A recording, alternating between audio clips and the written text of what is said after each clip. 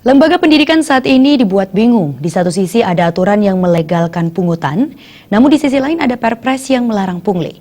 Terkait hal tersebut, pengamat pendidikan Anak Agung Wisnu Murti berharap pemerintah dapat mempertegas aturan sehingga tidak menimbulkan kebingungan di masyarakat.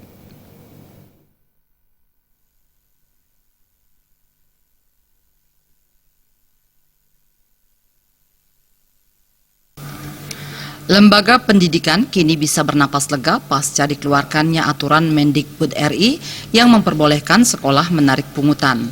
Hal ini tentu akan meringankan sekolah dalam menyelenggarakan pendidikan berkualitas tanpa harus berpatokan pada dana BOS.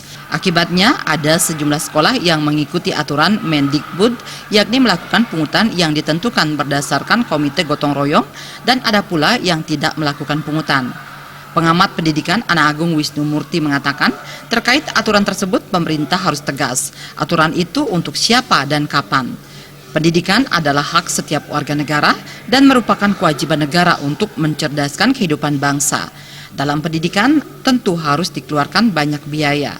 Terkait hal tersebut, negara dan Undang-Undang Dasar 1945 sudah mengamanatkan anggaran 20% dari APBN untuk pendidikan. Persoalannya kemudian ketika negara menyatakan pendidikan gratis, maka ini harus diterjemahkan dengan benar.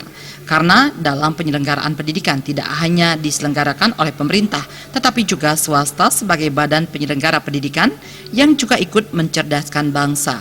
Sekolah dibentuk pemerintah, itu namanya sekolah negeri, sehingga tidak wajar sekolah memungut lagi biaya. Sementara sekolah swasta yang membiayai pelaksanaan pendidikan dari infrastruktur, SDM, kurikulum, dan lain-lain sendiri, maka mereka wajar saja jika melakukan pungutan. Namun kenyataannya di lapangan, banyak sekolah yang bingung untuk mengikuti aturan yang mana.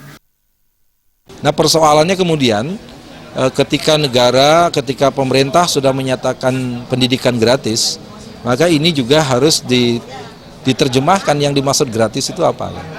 Kenapa? Karena dalam penyelenggaraan pendidikan tidak hanya diselenggarakan oleh pemerintah, tetapi ada lembaga swasta sebagai badan penyelenggara pendidikan yang juga ikut membantu pemerintah dalam rangka mencerdaskan kehidupan bangsa. Kalau sekolah-sekolah itu dibentuk oleh pemerintah, ini namanya sekolah negeri, itu semua biaya sudah ditanggung dari APBN dan bahkan APBD. Sehingga tidak wajar kiranya kalau sekolah-sekolah pemerintah itu harus memungut biaya lagi, karena segala sesuatu berkaitan sarana prasarana guru dan dosen dan sebagainya sudah dibiayai negara. Bayudi, Bali TV.